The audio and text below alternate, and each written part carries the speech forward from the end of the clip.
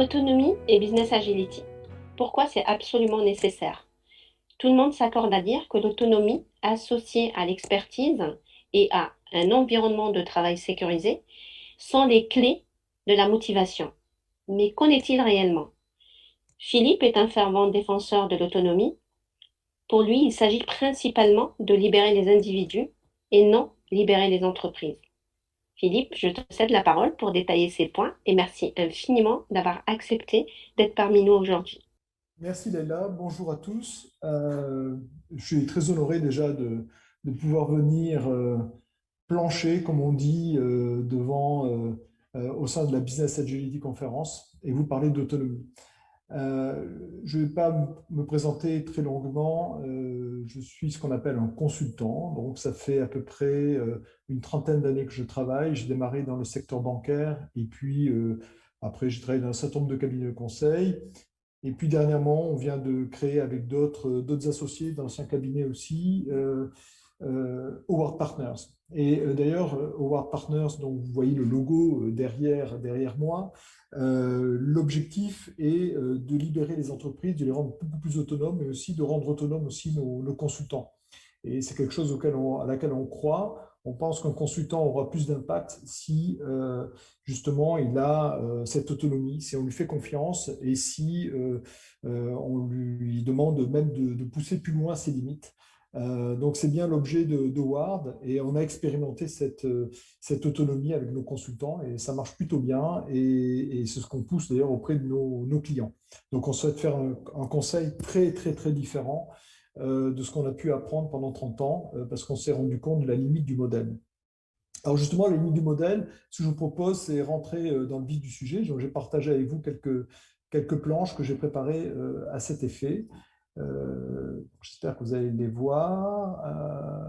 Voilà, je pense que ça va être bon pour vous. Donc, je vais vous parler d'autonomie et de leadership.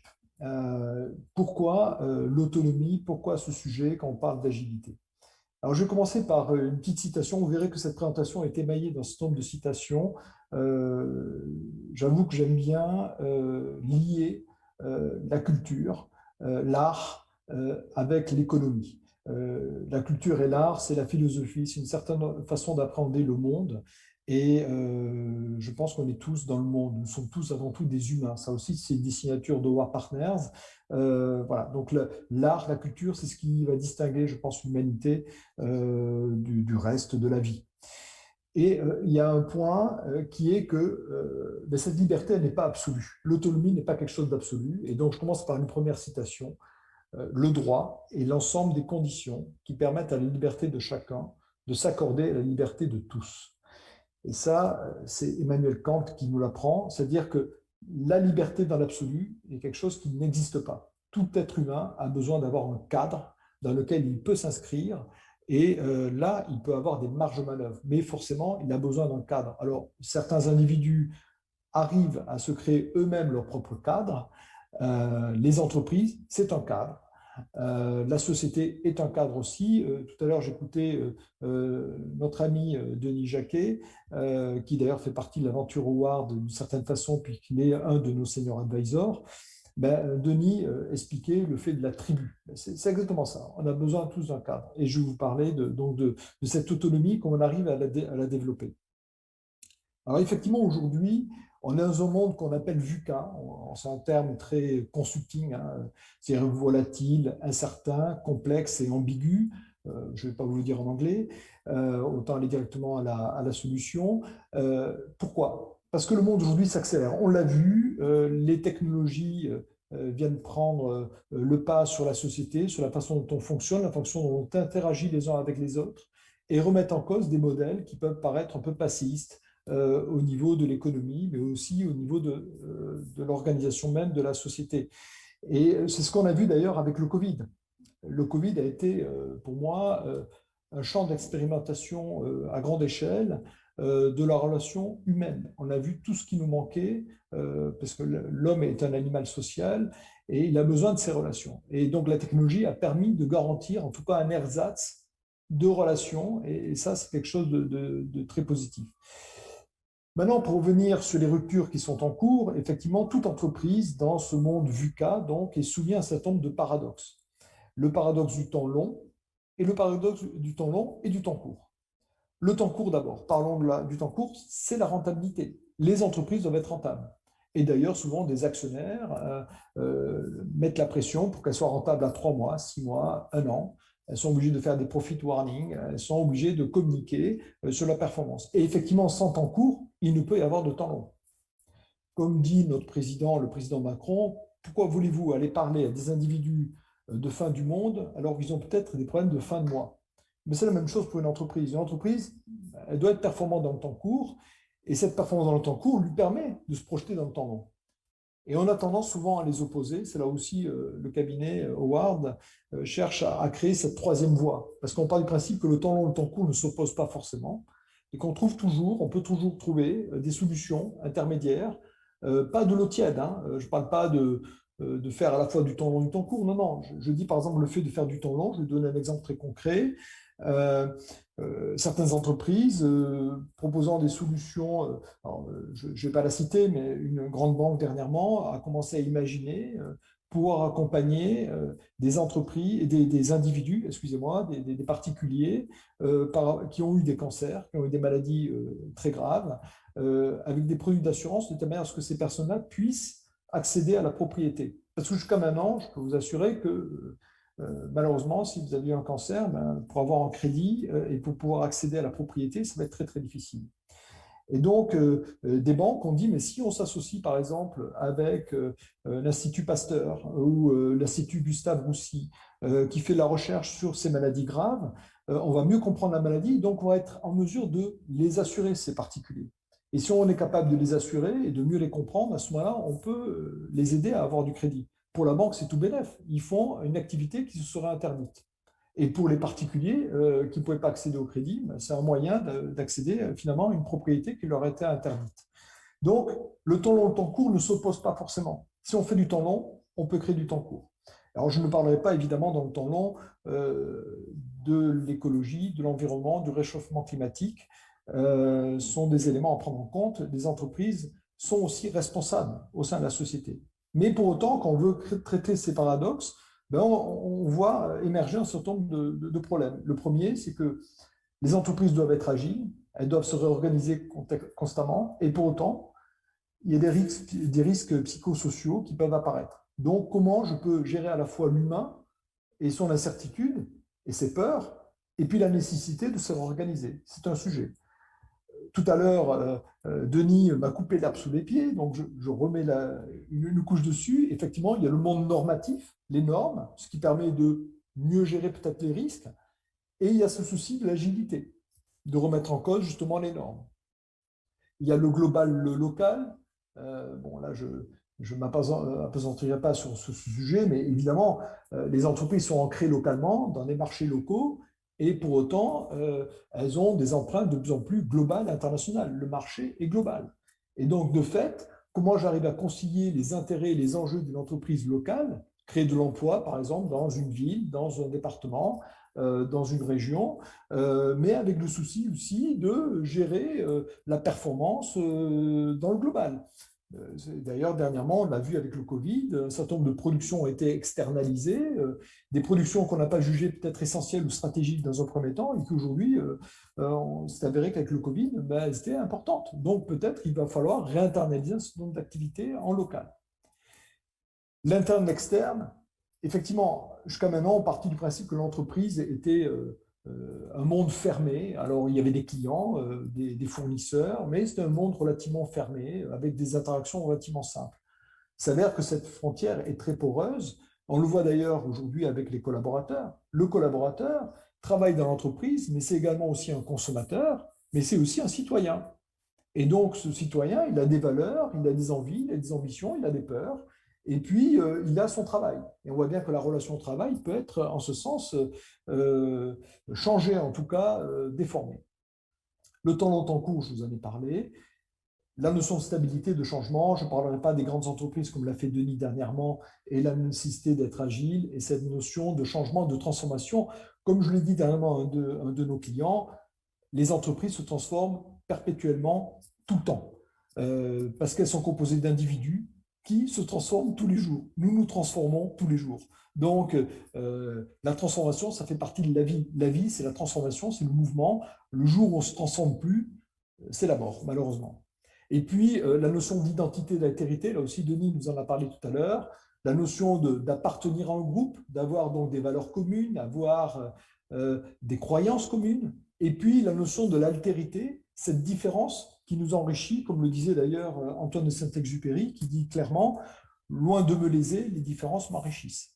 Et effectivement, les différences enrichissent, donc ce degré d'ouverture sur le monde est essentiel pour les entreprises qui veulent être agiles. Alors effectivement, le Covid a été un accélérateur de prise de conscience de ce rapport qu'entretient l'individu avec l'entreprise. Le premier point, c'est le rôle du travail pour les individus. Le progrès technologique, l'automatisation, la recherche absolue de la productivité posent la question de l'humain dans les entreprises de manière évidente. Alors, je ne vais pas rentrer dans un débat à savoir si la technologie va détruire de l'emploi au point que les humains devront rester chez eux. Soyons plutôt schumpeteriens et croyons que la disruption créatrice va créer de nouveaux emplois. Et effectivement, la difficulté par rapport à cette transformation, c'est justement cette période de transition que nous vivons aujourd'hui, où le digital a pris une place prépondérante dans les entreprises et effectivement peuvent remettre en cause un certain nombre de tâches ou de métiers, voire de compétences et donc d'individus. Et donc le sujet, c'est comment on peut accompagner les individus dans le travail, parce que le travail est essentiel pour les individus. Le travail, c'est certes une rémunération, mais c'est aussi un moyen d'être utile à la société, utile à un projet collectif. Et d'ailleurs, on le voit bien quand les individus ne sont plus utiles au sein de l'entreprise et qu'on les met dans des placards, comme on dit, ben, malheureusement, ces gens-là créent ce qu'on appelle le bore-out, c'est-à-dire ils s'ennuient, ils ne se sentent plus utiles et donc ils peuvent rentrer dans des dépressions très graves. Donc le travail est essentiel pour l'individu au sens d'être utile pour, pour la société et pour une entreprise. L'autre point, c'est l'attachement à l'entreprise. On a vu qu'effectivement, le Covid avait créé une forme de distance entre l'individu et l'entreprise. Et c'est vrai qu'il y a un point essentiel, c'est que surtout en France, alors je sais qu'il y a peut-être des internationaux qui participent à cette conférence, mais en France, on a une relation d'ailleurs qui m'amuse, je fais un peu de transactionnel, je veux dire, il y a une relation parent-enfant. C'est-à-dire que les collaborateurs qui appartiennent à une entreprise ont l'impression qu'ils recherchent une relation quasi parentale avec leur manager et avec leurs dirigeants. Alors, une forme de relation parent-enfant, je dirais d'enfant rebelle. Souvent, d'ailleurs, les collaborateurs critiquent souvent leurs dirigeants, critiquent souvent leurs managers. Il n'y a qu'à voir, d'ailleurs, notre belle démocratie, notre belle République française, comment on élit des présidents pour 5 ans. L'idée, pour moi, n'est pas faire du prosélytisme politique. On élit un président d'une manière démocratique, il est là pour 5 ans. Donc après, évidemment, on peut être opposé, mais on voit bien qu'il y a de temps en temps des relations qui peuvent être relativement de l'ordre du parent-enfant. Et je pense que ce qui est important dans l'entreprise, tout comme dans la société, c'est que les individus recréent des relations, je dirais, d'adulte à adulte, et non pas de parent-enfant. Et c'est vrai que l'attachement à l'entreprise est distendu, en plus, avec les différents plans sociaux qu'ont connus les entreprises dans les années 90 et les années 2000, et de fait, il y a eu un ascenseur social qui est relativement en panne aujourd'hui. Et donc, c'est vrai que l'attachement à l'entreprise, les collaborateurs, les individus mettent une distance de plus en plus par rapport à l'entreprise si elle n'est pas capable de les engager. Effectivement, ils sont tous à la recherche de valeur et de sens. Et c'est vrai que l'individu, aujourd'hui, essaie de se retrouver avec des tribus. Donc, ce sont les fameuses communautés. Et donc, on voit bien que les réseaux sociaux engagent justement l'apparence ou la nourriture de ces communautés, mais d'une manière d'ailleurs très tronquée. D'ailleurs, on va traiter le sujet dans un prochain livre blanc chez Howard Partner. On est en train d'écrire, on écrit pas mal de livres blancs, et là, un livre blanc que nous sommes en train d'écrire, c'est l'entreprise intelligente. Et on se rend compte que l'intelligence artificielle, les algorithmes, ont, ont plutôt tendance à enfermer les gens dans des croyances. C'est-à-dire que vous allez converser dans des réseaux sociaux avec des gens qui ont les mêmes croyances que vous. Et donc, naturellement, vous ne créez pas cette diversité, ce dialogue et cette compréhension de l'autre, et finalement d'aller chercher autre chose que ses propres croyances. Le Covid a créé aussi une confirmation du distanciel. Il y a eu un monde avant, un monde après. Aujourd'hui, d'ailleurs, on voit bien que les entreprises ont du mal à faire revenir les collaborateurs dans les sièges. Et donc, c'est très compliqué parce que quelle valeur ajoutée pouvons-nous avoir à revenir dans les sièges? Là, je vais faire référence à un de mes amis qui travaille chez France Télé. Il vit en lointaine banlieue parisienne. Il a 1 heure et demie de transport le matin en voiture, 1 heure et demie le soir, parce qu'il n'y a pas de transport en commun là où il habite. Et jusqu'à maintenant, bah, avec le Covid, il a travaillé de chez lui, il s'est aménagé un petit bureau, et puis il était très productif. Parce qu'il me dit, je ne prenais même pas le temps de déjeuner entre midi et deux, et je terminais le soir à 20h, 20h30, 21h de temps en temps, voire beaucoup plus tard. Et donc, ce qui pose d'ailleurs la question de la séparation entre la vie privée et la vie professionnelle, et ce qui amène une discipline aussi, à la fois de l'entreprise, mais de l'individu, pour mettre une distance entre les deux. Mais effectivement, lui, il me dit aujourd'hui, revenir au boulot, c'est-à-dire me taper 3 heures de voiture le matin et soir en cumulé pour être moins productif, devoir dépenser de l'argent pour ce que je dois me payer à déjeuner au niveau du resto entre midi et deux et pas être très productif. Alors que quand j'étais chez moi, non seulement économiquement, je ne prenais pas la voiture, donc c'était moins cher, et en plus j'étais quand même focalisé sur mon travail. Donc on voit bien que il va falloir recréer, et ça aussi on a créé une offre là-dessus, pour comment on remobilise les acteurs et les collaborateurs à revenir dans du présentiel. Le présentiel, c'est finalement redévelopper cet attachement à l'entreprise. Je ne développerai pas là-dessus, mais c'est aussi créer ce qu'on appelle cette créativité basée sur le hasard. On appelle ça la sérendipité. C'est le fait de dire, ben, on se rencontre à la machine à café, puis on parle d'un projet, puis de fil en aiguille peut naître notre projet et peut naître d'autres initiatives. Ça, vous ne pouvez pas le créer en distanciel, en visio. Vous ne pouvez pas vous dire, tiens, on va se prendre 1 heure comme si on simulait un café pour parler de tout et de rien et voir s'il n'y a pas quelque chose qui se passe. Donc, c'est vrai que le siège social de l'entreprise, enfin le siège d'une manière générale, est très intéressant parce qu'il peut créer justement cette innovation, cette créativité et aussi cet attachement à l'entreprise. Deux derniers points, la démocratisation de l'information. Tout le monde accède à l'information. Et aujourd'hui, le problème, c'est qu'on a ouvert la boîte de Pandore. C'est-à-dire tout le monde accède à de l'information. Dedans, il y a de la fake news, de la bonne news, de la good news. Je ne sais pas si on peut distinguer le bien et le mal. Qui peut dire que c'est une fake news, une bonne nouvelle ou une mauvaise nouvelle?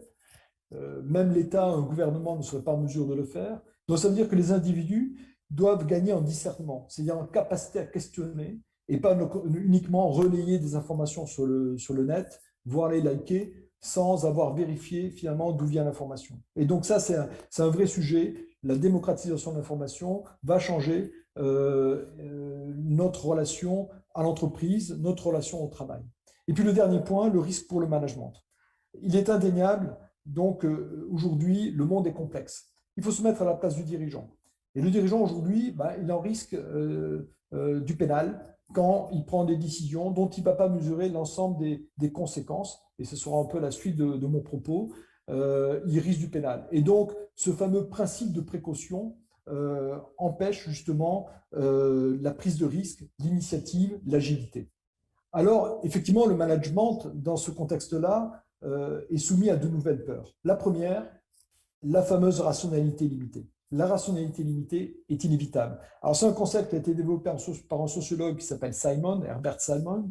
Et très concrètement, je vais mettre juste une photo, vous allez comprendre ce que c'est. C'est ça. C'est le battement d'aile en Asie qui crée un ouragan en Europe.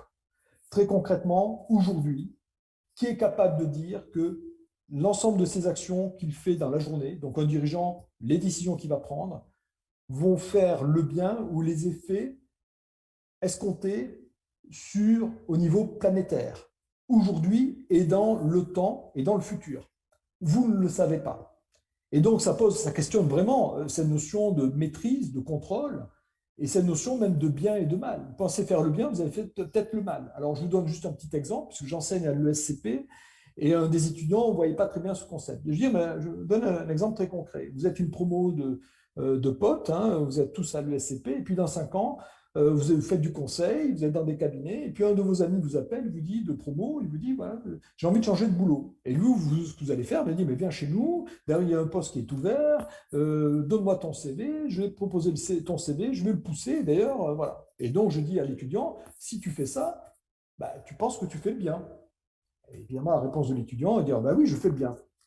Pas de bol, Je lui dis, ce que tu ne savais pas, c'est que parallèlement, il y avait le CV d'un autre potentiel candidat, d'un candidat qui lui était en recherche active depuis 1 an, en charge de famille, et c'était sa dernière chance, sinon il allait être sous les ponts et il va devoir quitter son appartement.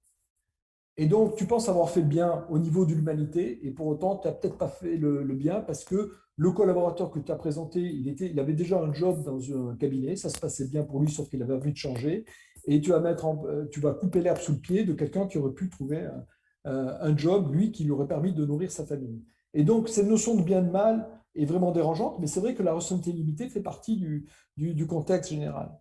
L'autre point, c'est un autre sociologue, il faut le retenir, c'est Janis, Janis. Et Janis, lui, il a travaillé sur ce qu'on appelle le groupe think. Alors, le groupe think, c'est quoi? C'est la pensée. Alors, ce n'est pas la pensée unique, c'est la pensée collective. Comment elle s'organise? Et effectivement, il a étudié un certain nombre de phénomènes, de désastres industriels. Challenger, par exemple, pour la navette spatiale aux États-Unis, qui a explosé en 84, mais d'autres aussi, Enron, d'autres grandes faillites industrielles. Et il s'est rendu compte que des groupes humains, des groupes collectifs, peuvent déclencher un certain nombre d'illusions, de pensées qui sont ils ont raison, l'illusion de l'unanimité. Tout le monde a raison autour de la table, ou se sentir invulnérable. On a créé un modèle très performant, notre entreprise très performante, elle ne va jamais s'arrêter. On va essayer de se convaincre avec une forme de pensée rationnelle en disant, tiens, on se convainc qu'on a le bon jugement, la bonne façon de penser, et collectivement, on a raison. On se donne le bon droit d'ailleurs. Et d'ailleurs, certains qui font partie du groupe, qui peuvent penser différemment, s'autocensurent parce qu'ils se disent, ah, si j'émets une opinion qui peut être différente, je risque d'avoir un peu la pression sur les déviants. Et puis, d'ailleurs, ceux qui pensent différemment, on les met au banc de l'entreprise ou du comité, on va dire, même on en rigole. On va dire qu'on peut avoir même une perception très caricaturale, c'est-à-dire en grossissant le trait de la proposition qui peuvent être différentes. Et puis, il y a même au sein de ce comité des effets de cour, et on le verra tout à l'heure, avec des gardiens qui vont spontanément dire, mais tu n'as pas le droit de penser comme ça. Donc, je vois que je viens d'être alerté qu'il fallait que j'aille plus vite, donc je vais aller beaucoup plus vite.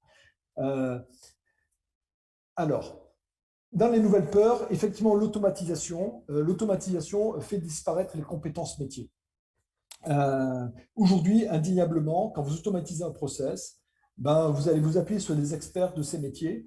Et puis, une fois que l'expertise a été modélisée, ben, les experts ne font plus le même métier. C'est-à-dire qu'ils vont appuyer sur des boutons, ils vont faire des contrôles, mais ils ne vont plus faire tout à fait la même chose. Et donc, quand la machine s'enraye, qu'est-ce qui se passe? Ben, il n'y a plus d'experts au sein de l'entreprise pour apporter cette expertise métier. Et donc, l'automatisation fait disparaître les compétences métiers. On va me dire, mais donnez-nous un exemple.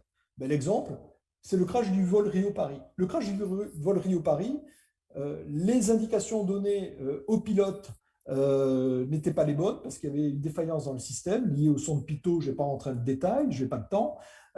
Mais ce qui s'est passé, c'est que les jeunes pilotes qui étaient derrière le manche à balai eh ben, sont pas rendus compte que l'environnement ne donnait plus les bonnes informations. Et ils ont perdu les rudiments du pilotage, ce qui a amené la catastrophe. Parce que le pilote expert qui avait des milliers d'heures de vol était en train de se reposer en arrière du cockpit. Et quand il a vu que l'avion se comportait mal, il était dans le cockpit. Malheureusement, c'était trop tard. L'avion, ce qu'on appelle, était en décrochage.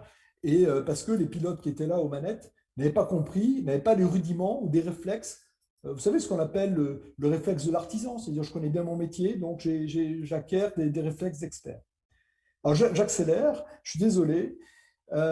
Comment on développe l'autonomie? Alors on va dire, je vais partir d'une matrice de la sociodynamique qui est très répandue, très connue, où il y a l'abscisse, c'est la relation au dehors ou la relation à l'individu. Et l'ordonnée, c'est l'ego, c'est la capacité à créer un récit collectif, un récit commun qui va créer justement ce sentiment d'appartenance. Et donc de là se déclinent quatre types d'entreprises. Les entreprises, alors on développe le sentiment d'appartenance et la reconnaissance de l'action individuelle. Le sentiment d'appartenance, c'est l'ego, et la reconnaissance de l'action individuelle, c'est l'éco. Et effectivement, quand vous êtes uniquement dans le sentiment d'appartenance, mais vous ne connaissez pas les hommes ou les individus dans leur action, souvent on a des entreprises qui sont claniques, organisées souvent autour d'une figure charismatique. Quand vous êtes plutôt en bas à droite, c'est-à-dire que vous avez des entreprises qui reconnaissent avant tout les individus, mais qu'il n'y a pas de projet collectif, vous avez une somme de mercenaires qui sont là pour tirer le meilleur de la compétition entre eux et de la performance individuelle. Si je vous prends l'image caricaturale certainement d'une salle des marchés, vous mettez des traders, c'est celui qui va gagner le plus d'argent. Le fait qu'ils appartiennent à une grande banque ou à une autre leur importe peu. En bas à gauche, ces entreprises qui ne tiennent que parce qu'elles ont des processus et une organisation, on dit qu'elles sont mécaniques, parce que les gens viennent au travail là, juste parce qu'ils savent ce qu'ils doivent faire, ils font preuve d'aucune autonomie.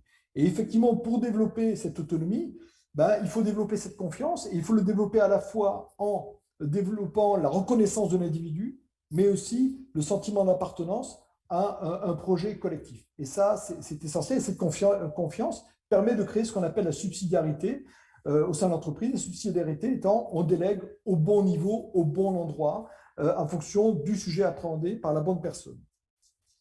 Donc, une fois que ceci dit, comment on génère la confiance? Alors là, une petite citation, tout ce qui augmente la liberté augmente la responsabilité, disait Victor Hugo, et effectivement, elle a raison, ça part du haut. D'abord, il faut un acte de confiance majeur de la direction pour dire je fais confiance au collaborateur que j'ai recruté, qui elle-même va créer la responsabilité, qui elle-même va créer l'autonomie.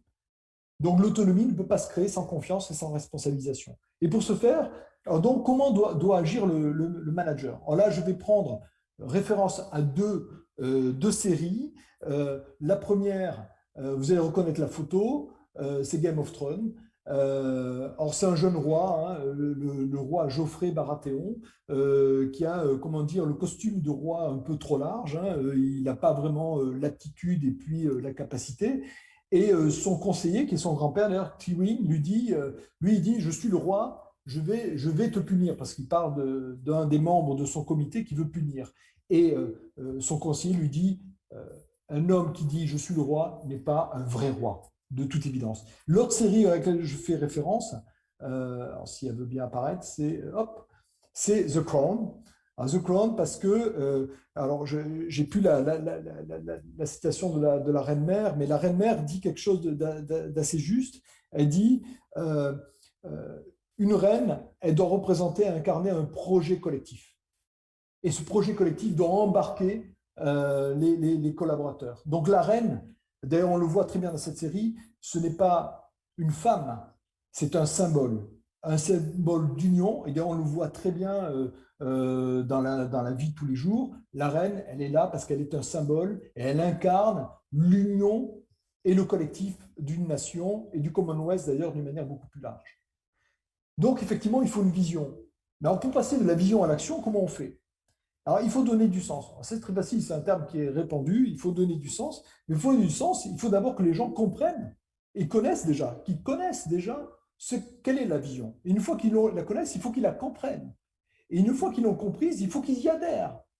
Et ensuite, ils peuvent passer à l'action. Mais évidemment, on ne va jamais, on ne fait pas une vision en disant, voilà, j'ai fait une vision, je la communique, le travail est fait. Job done. Non, le job n'est pas fait. Le job, il est fait une fois que l'ensemble du corps social de l'entreprise a pu connaître, comprendre et adhérer à une vision. Et quand ils y ont adhéré, là, ils peuvent connaître les marges de manœuvre qui sont les leurs pour pouvoir agir. Je vais aller directement sur une autre citation.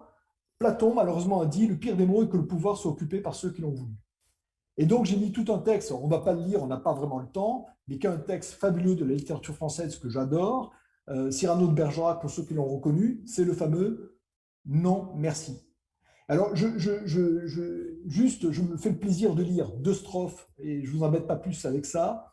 Chercher un protecteur puissant, prendre un patron et comme un lierre obscur qui circonvient un tronc, s'en fait un tuteur en lui léchant l'écorce, grimper par ruse au lieu de s'élever par force. Non merci.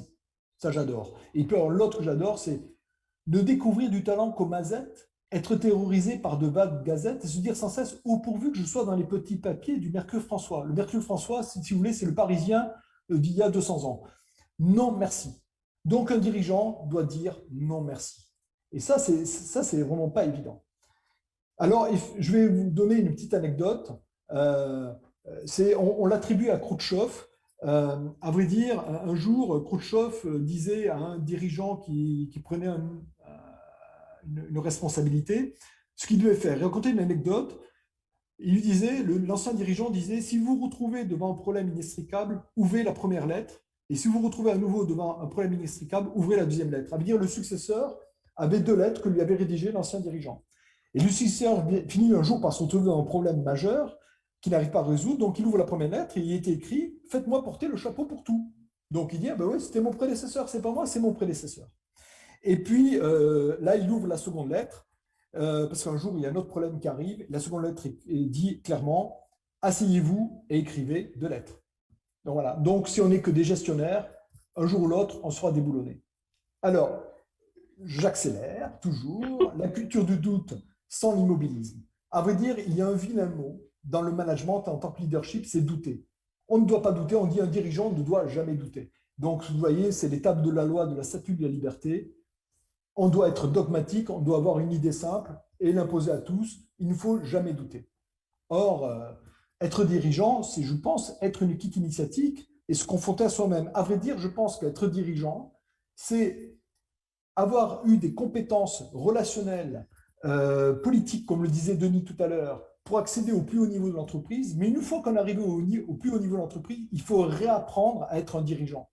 Et les méthodes que vous avez eues pour essayer de composer et d'essayer de faire plaisir aux gens n'existent plus. Il faut embarquer une vision et l'incarner. Et alors attention aux contrefaçons. Alors, il y a les contrefaçons, attention dans les visionnaires, parce que les leaders visionnaires, il y en a deux sortes. Il y a d'abord les soleils. Alors les soleils, qu'est-ce qu'ils font? Eux, ils incarnent, ils irradient de leur énergie et ils font en sorte qu'ils créent les conditions pour que les gens puissent grandir. Alors, on voit bien, c'est des gens rayonnants, visionnaires, il n'y en a pas beaucoup. Et le reste, l'inverse, c'est les trous noirs. Et les leaders trous noirs, c'est eux. Eux, qu'est-ce qu'ils veulent? Ils veulent être aimés. Et quand on veut être aimé, ben, concrètement, vous croyez, il y a des entreprises où vous avez des effets de cours, les gens qui sont très proches, qui vont être écoutés, et, puis voilà. Et donc, c'est plus forcément la compétence, c'est plus forcément le fait d'embarquer et de donner de l'initiative ou de l'autonomie. Au contraire, vous sclérosez votre entreprise parce que vous avez un tel désir d'être aimé qu'autour de vous, vous n'avez que des gens qui sont là pour vous cirer les chaussures, si je veux bien dire ainsi. Je terminerai par deux dernières planches très rapides, donc j'inquiète pas trop les organisateurs. Aristote a dit la politique a pour fin non pas la connaissance, mais l'action. Et pour moi, être un leader visionnaire, c'est avoir une démarche personnelle, c'est-à-dire se remettre en cause, être dans le doute, être capable de comprendre la diversité, de comprendre les différences, et puis créer l'engagement. Merci. Ouais, Pour terminer, je terminerai juste sur un dernier vas-y, je t'en slide, prie. Ouais, si vous m'y autorisez. bien sûr, vas-y. Je voulais faire une spéciale dédicace parce que je voulais parler d'un soleil. Alors, c'est très personnel, ne m'en veuillez pas. Mais j'ai perdu mon petit chien cette semaine et ça m'a beaucoup affecté parce que, vous savez, un petit chien, je ne sais pas s'il y en a qui ont des animaux de compagnie, mais ils sont des animaux qui sont capables de vous donner tout l'amour, tout le temps, gratuitement, sans rien attendre de vous. Et je pense qu'un dirigeant, je ne veux pas dire qu'il doit être un chien comme mon petit chien, mais il doit être capable de vouloir le bien autour de lui, d'embarquer et être visionnaire. Alors certes, il faut qu'il soit rentable, il faut que l'entreprise soit rentable, mais il peut être humain aussi. J'ai terminé. Merci beaucoup, Philippe. Je pense qu'on n'aura pas le temps de poser des questions parce que effectivement, le prochain talk doit commencer tout de suite. Je souhaitais te remercier et je suis vraiment désolée pour ton chien. On en a parlé tout à l'heure. Vraiment, Ouais. j'espère que tu vas le retrouver. Et puis pour tous ceux qui Non, sont non, je intéressés, ouais. retrouve. Il est décédé, ma très chère. Il n'est pas perdu, il est décédé. Ah, je suis vraiment désolée. Ouais. Vraiment, là, Mais c'est ouais. pas grave. Voilà. Ok, bah, je vous laisse. Bah, on en parlera tout à l'heure de À toute très façon. bientôt. À très très bientôt et je laisse la parole à Issam et Marina.